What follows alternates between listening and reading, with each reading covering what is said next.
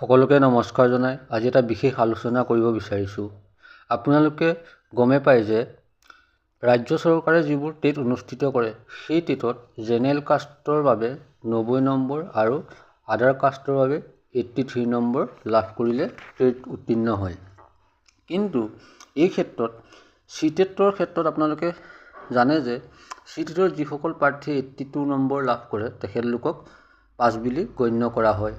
কিন্তু এতিয়া এটা কথা হৈছে, আপোনালোকে গম পাব যে BPSCৰ অধীনত অৰ্থাৎ বিহাৰত যি শিক্ষক নিযুক্তি প্ৰক্ৰিয়া চলি আছে সেই শিক্ষক নিযুক্তি প্ৰক্ৰিয়াত কাউন্সিলিঙৰ বাবে যিসকল প্ৰাৰ্থীক মাতিছে, কিন্তু 82 নম্বৰ লাভ কৰা প্ৰাৰ্থীসকলৰ ক্ষেত্ৰত এটা ৰিমাৰ্ক হিচাপে লিখি থৈছে যে ডাউটফুল বুলি।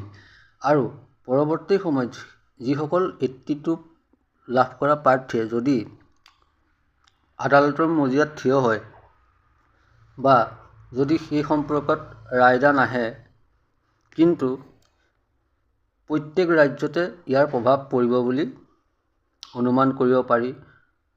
এই ক্ষেত্ৰত অসমৰ ক্ষেত্ৰতো এটা প্ৰভাৱ পৰিব।